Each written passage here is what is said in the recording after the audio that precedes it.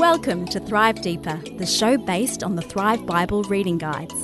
This is an ongoing conversation about God's Word with Thrive author Dr. Matthew Jacoby. Morning, Matt. Morning, Stu. Ready for the fortnightly Bible study? I am. This is our little Bible study, the Bible study of two and whoever else is listening. Yeah, both of them, the other two. First of all, though, before we kind of kick in, happy birthday, man. Oh, thank you. Yeah, happy birthday. I know. What a great thing to do on your birthday. Exactly right. Yeah. 30, I think it is today, isn't it? Yeah, So a big of one, course, which is yeah. fantastic. So congratulations on that. And thanks for giving us your time on your birthday. Really appreciate that. We're carrying on through our Thrive Deeper series on the Gospel of John. And, man, the next three chapters, I'd have to say, Matt, you know, it's...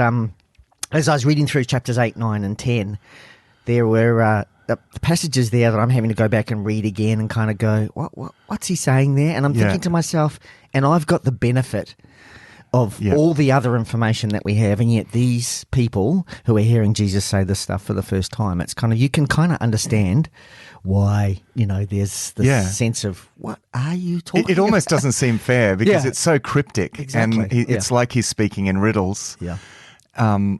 But, you know, it's interesting because it's increasingly the case. Do you notice that as you go on? Yeah. And we're moving towards the sort of climactic point of the story here. And I think this is part of this polarizing effect. See, in Matthew's gospel, you have the same thing, but there he starts speaking in parables. It's interesting the way that John and Matthew, they pick up this same thing where there comes a point where, so Jesus speaks pretty clearly for quite a while, and then there comes this point where in Matthew's gospel, it's in Matthew 13, where he starts speaking in parables. Right? So it's it says from now on he speaks in parables, and to explain why it's actually not so that people will understand, you know, because we think there's nice illustrations so everyone understood. No, it's actually, in a way, those who, as he says, those who have ears will hear, and those who don't won't understand. Yeah. Because some just aren't willing to hear, and those who have ears to hear will understand. And so from that point on, it's all a bit cryptic, you know. And it's either it has this, like in Matthew's Gospels, there are clearly aspects of it that the people that really want to reject him, he gives them enough to really drive that to its logical conclusion. Yep. So the parables give them plenty. And it's the same here in John as well. I mean, this is where it really escalates between him and the Pharisees and the Jews. It's like, you know, it just gets, more and more polarized. Yeah. To the point where Jesus it's almost like, I'm not going to say this again. You guys just don't get it, so don't get it. Kind of almost. It feels like that, and the I don't know how many times in just these three chapters, it's like they wanted to stone him, but somehow he slipped away. Yeah, that's right. Yeah, because he keeps saying his time has not yet come, which again shows his sovereignty in this situation. Yeah. Because one of the big themes in John, of course, is the fact that, you know, God is in control of all. This is not just random events happening here. Yeah. You know, Jesus is Lord in the midst of all of this, and so if it's not his time, they can't touch him. And it underscores the fact that he, as it says in the text, you know, as John's records Jesus as saying, you know, he says, "I will lay down my life. No one can take it from me. Yes, I will lay it down of my own accord." Yeah. So, you know, that's to underscore the fact that there are these repeated attempts to lay hold of him that just don't succeed, and we don't know why they don't succeed, but the explanation is because his time had not yet come. Yeah. And it's like obvious. So, you know, you see then too that same sovereignty at work in that increasing sort of polarization, because there's enough in these cryptic sayings, as it is in Matthew's gospel with the parables. There's enough in these cryptic sayings to really put those offside who really want to reject him. Like there's some stuff there that would have just been so offensive. So you almost, if you didn't already believe that he was the Messiah, right? Really, if you didn't already believe that he was in some sense the divine, the incarnation of God in that sense, man, it's Yeah. it's really quite offensive. So it has this polarizing effect. And I think you're right. I mean, I think it for me, it came down to there was just this group of people who did not want to believe. I mean, Jesus was saying, I've done this, you've seen this, you've seen that, but you still don't want to believe. You just don't want to believe. And so you're actually looking for every reason not to believe instead of every reason to believe. And it's interesting, he's not going out of his way necessarily to try and convince them. Because he knows why they don't believe, and so in a way he's bringing out their hard-heartedness. And perhaps, that in order that they would actually perhaps recognize that, or anyway, it's an interesting trajectory here.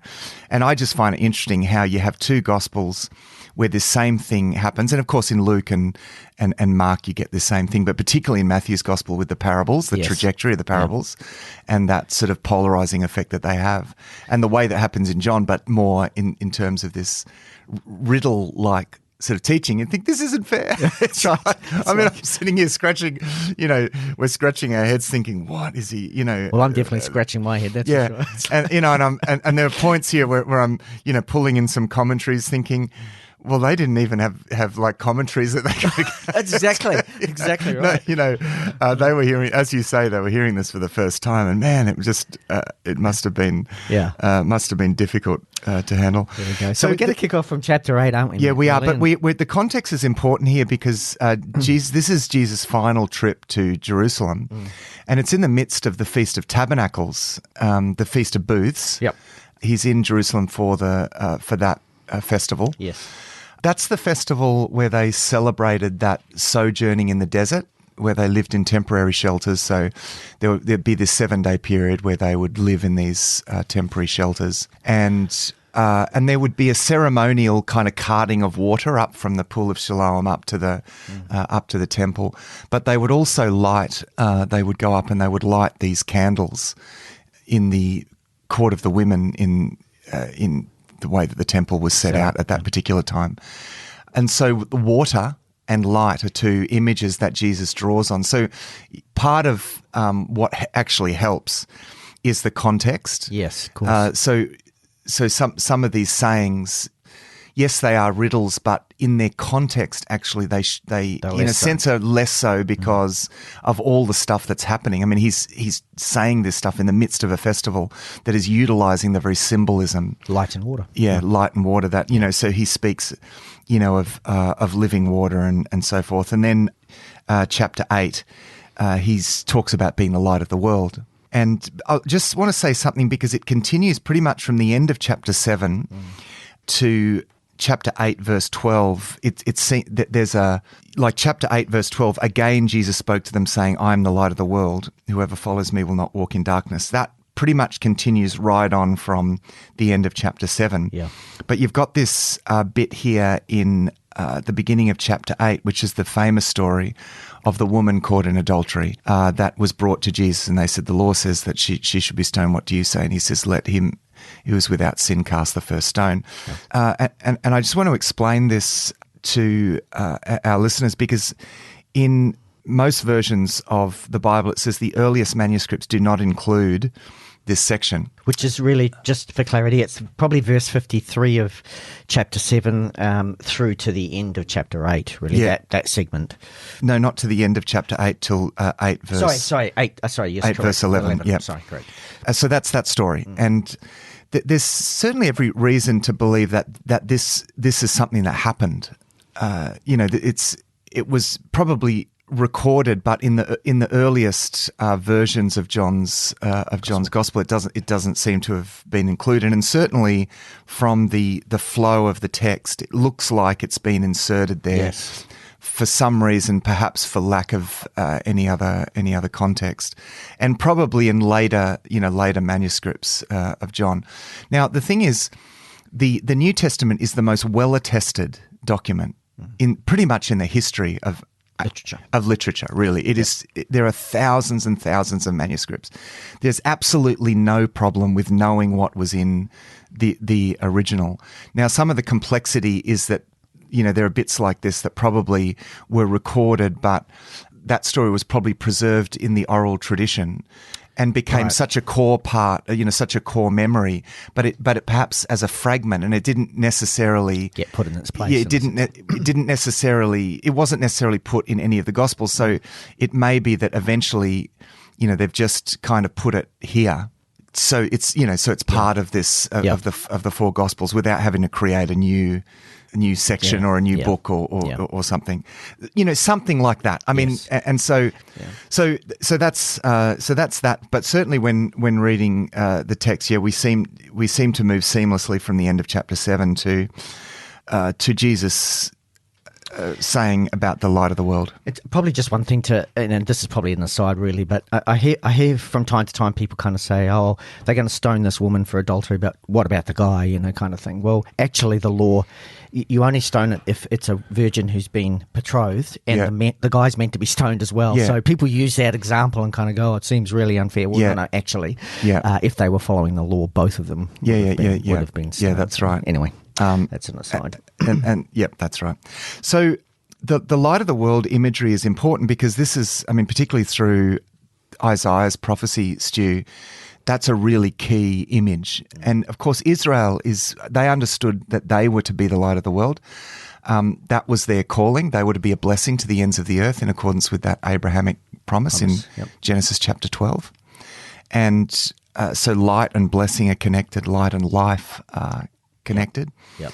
And so, Jesus, in the context of the Festival of Tabernacles, where you've got this light, and the significance of lighting the lamps there was an allusion to the pillar of fire that guided the Israelites. So remember when they were wandering in the desert, and the pillar of fire would guide them, the pillar of fire by night and the pillar of cloud by day. And then when they would settle, that pillar of fire and cloud would settle over the tabernacle. So Jesus is essentially saying, I am that pillar of fire and cloud. Yes. I am the presence of God in your midst. John's already talked about Jesus tabernacling amongst us. That the term that he uses is that, when it says he dwelt among us, the word there has this sense of tabernacle, and links with the tabernacle, because the tabernacle in the time of Moses signified the presence. That's of right, God. right through to the time of Joshua, symbolized presence of God in the midst of the people. So John has already said Jesus is the presence of God in the midst of the people. He's the embodiment of the presence of God in the midst of the people, and so now Jesus is making that further connection. Well, I am, because the tabernacle was the symbol of that, but the pillar of cloud was actually this, in a sense, the manifestation. It was a theophany, as we would say. It was a manifestation of the presence of God dwelling over his tabernacle, as it were. Yeah. So Jesus is identifying himself with that pillar of fire and pillar of cloud. So it's interesting, though, here, he is light to those who believe, but darkness to those who don't believe. This is where he goes further down.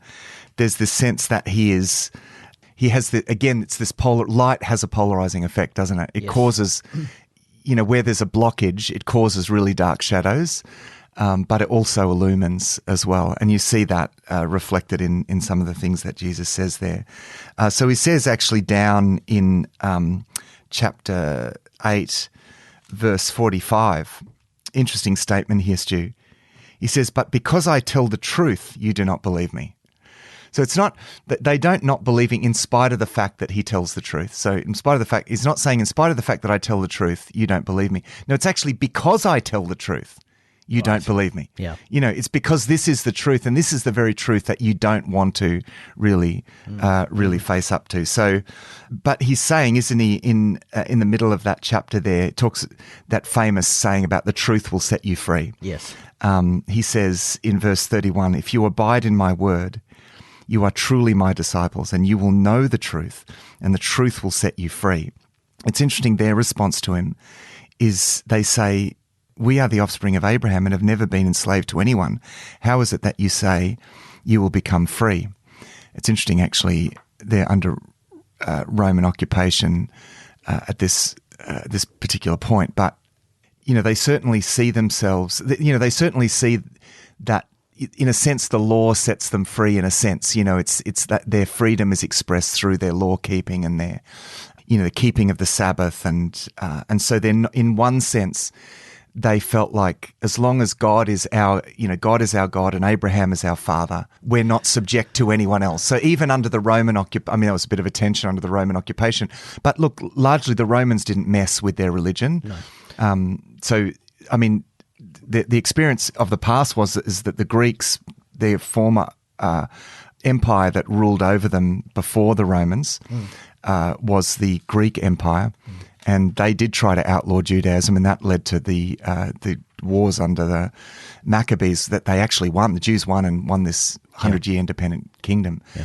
And the Romans brought that to an end. But the Romans, I think, did a better... the Romans didn't mess with because that was going to cause massive problems. Yeah. Although there were Roman laws that I think at times the Pharisees tried to trap Jesus between that's the Jewish law and the Roman law, like even the woman being, stoned, and the suggestion, because they knew if he says, no, let's not stone her, then he's breaking the Jewish law. But if he said, let's stone her, then the Romans are going to be pretty grumpy with him. Yeah, they were constantly trying to catch him out using those tensions between the world and even emphasizing his claims to be king and all these sorts of things. They're paying taxes, paying taxes to Caesar, these sorts of things. But look, they were free actually to observe their own religious festivals and their own religious system. So the Romans really didn't mess with that. Yeah. I think history probably bore a good lesson in that respect. So in this sense, they feel like they're free. We're free. We have Abraham as our father. But this is where Jesus goes to this other level, this deeper level, and he says in verse 34, "Truly I say to you, everyone who practices sin is a slave to sin. The slave does not remain in the house forever; the son remains forever. So if the son sets you free, you will be free indeed." So again, this for them is difficult because they're thinking, we're not slaves to... How are we slaves to sin? Yeah. And this is the whole problem. They just don't see that they have... they think we keep the law. We're not slaves to sin. But Jesus is going at another level. There's a level of God complex, of pride there, that he's come to go to that level with them. It's so easy to think, I live a moral life. I'm a basically good person. But Jesus always wants to go to that deeper level. Yeah.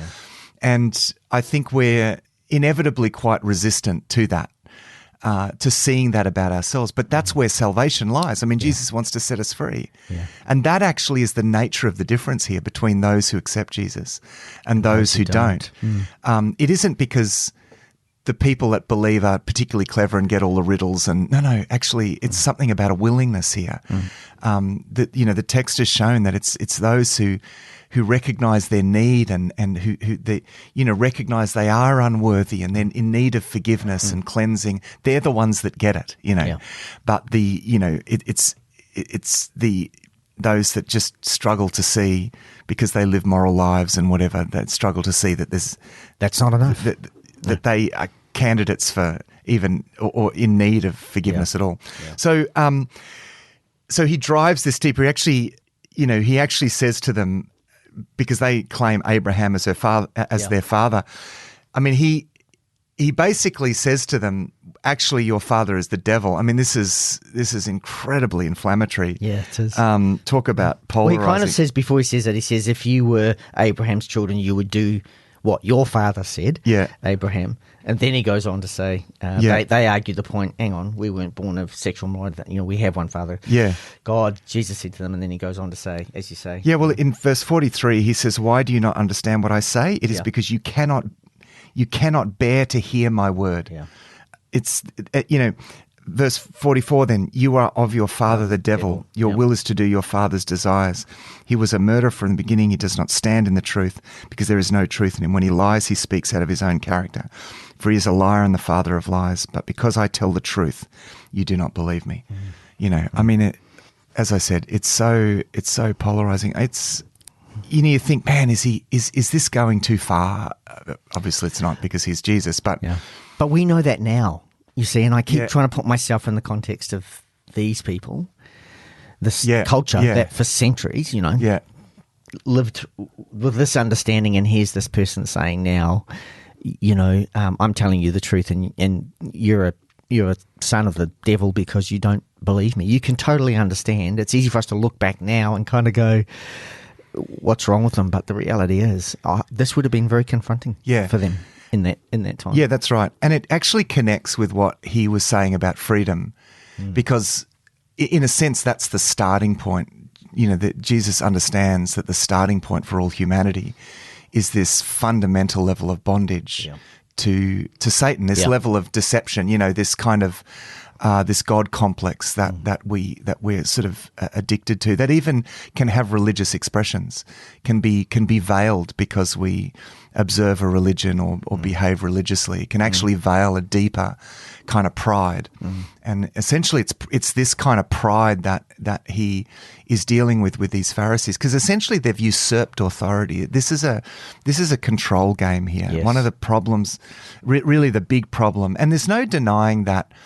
You know, that these were guys that were really trying hard and doing their best, and we can easily caricature them as being these sort of evil guys, but they actually weren't. That's not really. No, that's right. You know, but that's my point, really. It's you know, that they were doing their best and really trying to live lives that please God, but there was this control thing going on as well. They because of their godliness, they were esteemed. They became the leaders amongst the people. They were elevated, and in that place of elevation, you know, it's pride kicks in. That's where this pride kicks in, and the kind of authority and influence that they had.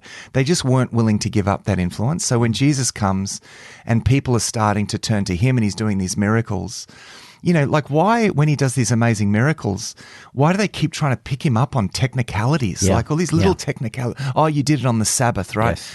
You know, well, it's because when he's doing these things, all the people are turning to him and they're losing their influence, you know. So this is this sort of demonic-like spirit that wants to usurp authority. This is the essence of, you know, of the original temptation in Genesis chapter 3, is that, you know, if you eat from this tree, then you will be like God. You know, then it's like you can rule in your own right. You know, you can be like God in your own right, cut yourself off from God, declare independence. And so, you know, this God complex and this pride and this orientation to control and usurp authority. And that's which is the same thing the devil did to Jesus in the desert, essentially. Yeah. It's like, you can take over everything. Exactly the same temptation. You can exactly. You can rule all the kingdoms. If you bow down to me, you can rule all the kingdoms of the earth.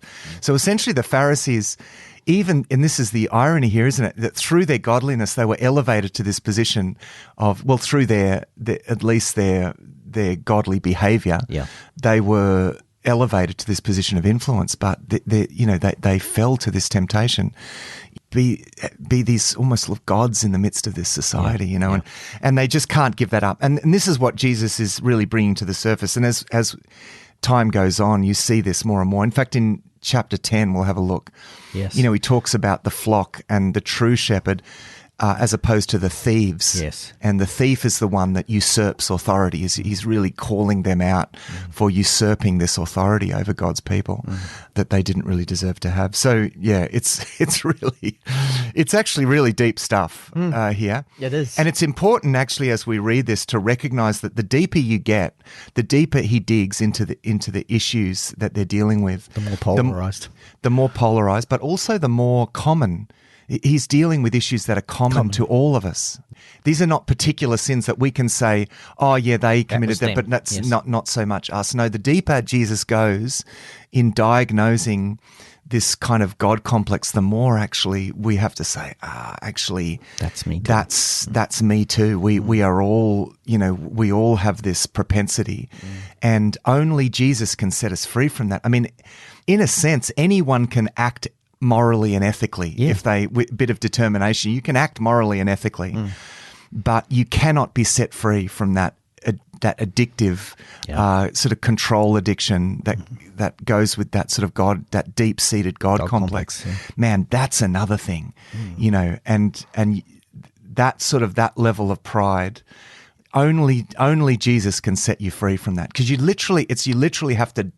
There's a death that needs to happen, a kind of a death, and only Jesus can cause a death and resurrection experience like that. That is really the nature of the whole of the Christian life, is like this continuous death and resurrection experience as we shed what is false and come alive to what is new. We should just leave it there, Matt. That was like... Yeah, I know. That's such a powerful message. Yeah. Anyway, moving on. So he, at the end of chapter 8, there's that, just in case he's put them offside, just in case he hasn't put them offside enough. Yes. He makes, they're talking about Abraham, and are you making yourself out to be greater than Abraham? Yeah. And he makes that statement, before Abraham was, I am. And they know exactly what he's saying. So the way that he puts it with the grammar, he's referring to Exodus chapter 3, I am that I am, which is the very name of God. Before Abraham was, I am, man. So at that point, he's actually saying, I am God. Yeah. That's what he's saying. Yeah, that's right. Which is what happened Moses at the burning bush. So, and it's interesting that right at that point where he says that, and at that point they pick up stones to stone him. And of course, yet again, they don't succeed. That moves straight into this miracle, and the sequence here is beautiful, Stu, because it moves straight to this miracle of the healing of the man born blind, right? Yeah. He's a man born blind, because the very point that Jesus has been making is that we're all born into this dominion, right? Yeah. This kind of demonic dominion and vulnerable to this deception, right? And so it's like we're all born blind in that sense. That's where we start. And we need Jesus to enable us to see. And so this miracle is depicting actually what is really going on here. Yeah. It's a wonderful, very visual depiction of what's happening spiritually. So this man who's born blind is, brought to Jesus, and the disciples ask Jesus the theological question: with this guy that's born blind, who sinned? Was it him or his parents? Because there was a bit of discussion around. Well, wasn't it a common belief from a Jewish point of view that death or illness was as a result of sin? Yeah. And they even thought you could sin pre-conception. It's like you could sin all the way. If they couldn't explain it in your life, then it was something that must have happened. It was something, like in your parents, or exactly right. Some consequence, because there was this idea that yes, while you aren't guilty of that sin yet, as a consequence of the sin of your parents. Yes. So hence the validity of that question from their that's right. Context. Yeah, so they're saying, okay, so why is this guy blind? Is it because of, something that he did or something his parents did? Of course, he was born blind, which is the question around the parents, right? Yes. And Jesus doesn't necessarily deny that the consequences of sin can be multi-generational. The consequences, not the guilt, but the consequences can be multi-generational. But certainly not, this is not, he says this is, many Pharisees at that time, religious leaders, would have argued that pretty much every sickness or illness has some kind of explanation like that. But Jesus, and this is the same with Paul later on as well, basically says, no, it's not. That's not the way that it works. And certainly he says about this guy, this is so that he might give glory to God, so that God might be glorified in this man. And so he has this encounter. He has this encounter with Jesus where there's a bit of process involved here, Stu, in the miracle. Yeah. He gets mud and he forms it. Is this a sort of creation kind of thing that Jesus is doing here? Because remember, he's just said before Abraham was, I am. Yeah, I am. Well, what comes before the story of Abraham? Well, it's the story of creation and clay. That's right. And from the dust of the ground. So he's mixing his saliva with the dust of the ground, and he's making this clay, and that's he wipes it on the man's eyes and sends him to the pool of Siloam to rub it off. And so I think there's something, perhaps something around the creation thing there is showing that he has this is the divine power of creation and healing that Jesus is carrying here. Of course, the Pharisees, again, this is where they pick him up on the technicality. Yeah. This is a guy that's born blind. Clearly everyone, this is relatively small town here. Everyone knows this guy and the parents, and they bring the parents in and, as well to make sure of this. He was born blind, but they pick him up in the technicality because it was the Sabbath. And particularly the kneading of the clay. That's, that big. Oh, you were working. I mean, it's ridiculous. It's interesting though, and we don't need to get bogged down in this. Interesting though, the previous time when Jesus performed a miracle on the Sabbath, he just spoke, and the man got up and walked. Yeah, and it was the man who broke the Sabbath. Who broke the Sabbath, but not Jesus, because he spoke. Yeah, that's right. And now he's done something, with his hands, and so that is working. And it's almost like Jesus is going, we're always at work because God spoke and creation was that's right. there. Yeah. So it's like we're always at work. Yeah. In fact, he says that earlier on, doesn't he? He says, my Father is always at work. And his point is, on the Sabbath day, God is still at work. Right? That's why I did what I did, because God is still at work on the Sabbath day. And there is this continual, in one sense, this continual act of providence and, that is associated with creation. And so, the creation of that sort of muddy, thing for his eyes is, I think, is a beautiful touch at that particular point, which, brings on, he could have not done it like that and perhaps avoided the controversy, but that's not what Jesus is looking. He's actually, Jesus brings out the best and the worst. And this is what he's doing here. This is what he does in our lives. He will bring out both the best and the worst, and he will put us in situations that will bring out the best and the worst, and that's what he's doing here. So, of course, then they say that he's not a man of God because he sinned, and then of course others are saying, "Well, how can a sinful man perform such signs?" kind of thing. And this is where the division and the polarization continues. That's right. And Jesus refers to down in chapter 9, verse 39, he says, Jesus said, "For judgment I came into this world, that those who do not see may see, and those who see may become blind." And he explains that in what follows. Some of the Pharisees near him heard these things and said to him, "Are we also blind?" Jesus said to them, "If you were blind, you would have no guilt. But now that you say we see, your guilt remains." So it's because they didn't admit that they were blind that there's the problem right there. Is that because you think that you see? That's why you miss out on this. Like you could have freedom, but you think you're already free. You could have sight, but you think you already have sight. You could hear, but you think that it's there's such a key in this. It's hard to overstate how important this is because we so readily give ourselves way too much credit, Stu, I think, No, totally. But to the extent that we recognize that we're blind, we will see.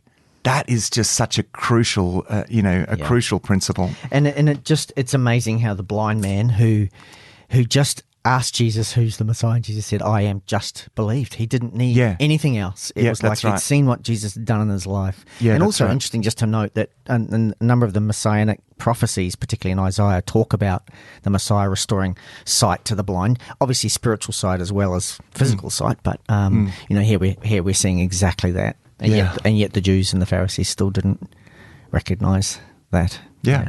That moves right into this section about Jesus being the good shepherd, because he is shepherding his people. The reason why he goes into this now is because it's come right out of this debate with the Pharisees. He has given sight to a blind man, right? Yeah. And they're complaining, right? Yeah. They're complaining about this. Yeah. And he says, "Truly, truly," beginning of chapter 10, "Truly, truly, I say to you, he who does not enter the sheepfold by the door, but climbs in another way, that man is a thief and a robber." He's actually alluding to them. You've usurped authority here. You're claiming to be shepherds of these people, but this is just authority that you're holding on to a position of influence here, and you're just thieves, really. Yeah. But he who enters by the door is the shepherd of the sheep.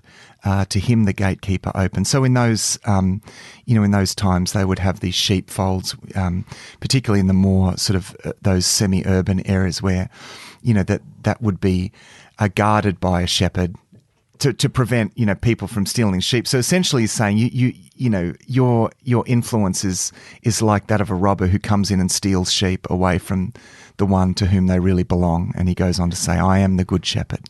Some of the imagery here is associated with the way that shepherding happened actually the way that shepherding still happens in the Middle East. we think of the shepherd sort of driving his sheep and the sheepdog going, but actually you see this actually driving through, even today, driving through Israel with the Bedouins who are sort of scattered still to this day. The Bedouin people are scattered throughout the country, both in Israel and Jordan. And you see them with small bands of sheep, and the sheep follow them. Like the sheep follow them around, and they get to know their shepherd, and they hear their voice, and they recognize their voice, and they follow the one whose voice they recognize. That's how they shepherd. So rather than in our sort of the Australian picture of the shepherd sort of driving the sheep where he wants them to go. Actually, in these Bedouin cultures, as was the case then, the sheep actually follow the shepherd around. So, so Jesus says here, my sheep listen to my voice. That's how I know that they're my sheep. Yep. That's how it is known, that they're my sheep, because they follow me, they hear my voice. Yeah. And again, he's alluding to this polarization effect. There are people that are turning away from him. Well, that's because they're not that's not my sheep. It's like it's kind of grieved, but there's a inevitability about that. He says down in verse 11, "I am the good shepherd. The good shepherd lays down his life for the sheep. He who is a hired hand and not a shepherd, who does not own the sheep, sees the wolf coming and leaves the sheep and flees, and the wolf snatches them and scatters them. He flees because he's a hired hand and cares nothing for the sheep. I am the good shepherd. I know my own, and my own know me, just as the Father knows me, and I know the Father, and I lay down my life for the sheep." This is the nature of this is what's beautiful about this. It's the nature of his authority, is that he's not exploiting his sheep for this influence and this, this self-validation, whatever it was. He's serving the sheep. He's serving the sheep. Yeah. He's there to serve them. I am the good shepherd, and I'm going to lay my life down for these sheep. He says down in verse 16, "And I have other sheep that are not of this fold. I must bring them also, and they will listen to my voice." Probably referring to the ingathering of the Gentiles. Yeah. So there will be one flock and one shepherd. That's referring to a promise in Ezekiel chapter 37, where there's a promise after the famous vision of the Valley of the Dry Bones. Mm-hmm. There's a promise that he will reunite the tribes of Israel, this division of the kingdom, right. and he will unite them under one shepherd. Under one shepherd king, right. And because it says there, and my servant David will rule over them.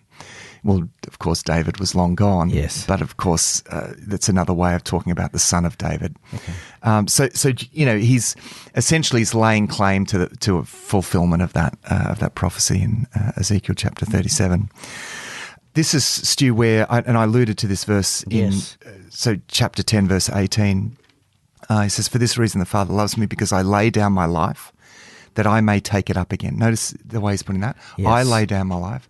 I take it up again. Yeah. He says, "No one takes it from me, but I lay it down of my own accord. I have authority to lay it down. I have authority to take it up again. This charge I've received from my Father." Because he's talked about the thief, those who usurp authority. Authority properly belongs to him, and it's going to be demonstrated in the fact that it's going to be demonstrated what sort of shepherd he is. He lays down his life for the sheep. But his authority is going to be demonstrated in the fact that having laid down his life, he takes it up again. See, John is always emphasizing the divinity of Christ. Luke, for example, very much emphasizes the humanity of Jesus, but John is emphasizing the divinity of Christ. Yeah. This is God in the flesh right from the start, and the Word became flesh. Yes. The Word was God and the Word became flesh.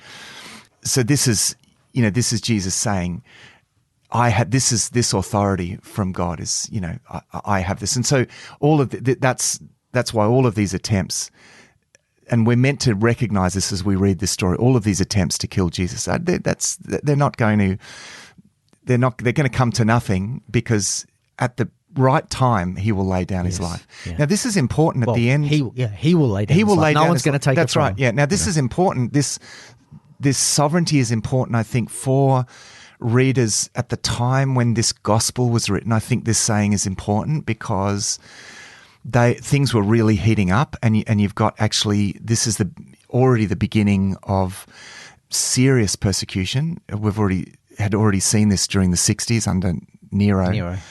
But very much, in the latter part of John's life, John ended up on Patmos during these great persecutions. At this time there was serious persecutions, and already at this stage, John was the last surviving member of the disciples. They'd all been martyred, right? Yeah. But essentially, to an audience like this, he's saying, listen, God is in charge of what happened in terms of, when your life will be required of you. God is in charge of that. No one will be able to do anything to you apart from what God allows. And that will happen because you're followers of Jesus, right? It may happen that you will be called on to be witnesses, and the Greek word for witnesses is martyr, that you will be called on to be martyrs, but at the right time and not before the right time. So it's this, I think in its, the context of when this gospel was written, that theme in John of, they weren't able to nab Jesus until the exact time when he decided that he would lay down his life, I think is really important. Its original context. The final section, Stu, it becomes more and more explicit, the claim that Jesus is making. Down in verse 33 of chapter 10, it says, because he's saying, I and the Father are one. He's talking about his oneness with the Father in verse 29 there. And then in verse 31, it says, the Jews picked up stones again to stone him. So this is that other point, a sort of climactic point, where it's like, that's it, right? You deserve to die. And Jesus answered them, I've shown you many good works from the Father. For which of them are you going to stone me? The Jews answered him, it is not for a good work that we are going to stone you, but for blasphemy, because you, being a man, make yourself God, right? It's very evident to them. So it's certainly, I think it's worth saying here, Stu, that because there are some that perhaps cast a bit of doubt on whether, does the New Testament really teach the divinity of Christ? You couldn't be more explicit than what John is. And this is not something that develops later. It's this is just so central to Jesus' claims. Well, also, even just earlier we were reading that term "I am" has only been used twice. Yeah. In the whole of Scripture. Yeah, that's right. Yeah. So it's like, I don't know how much more explicit you could get than that. But yeah.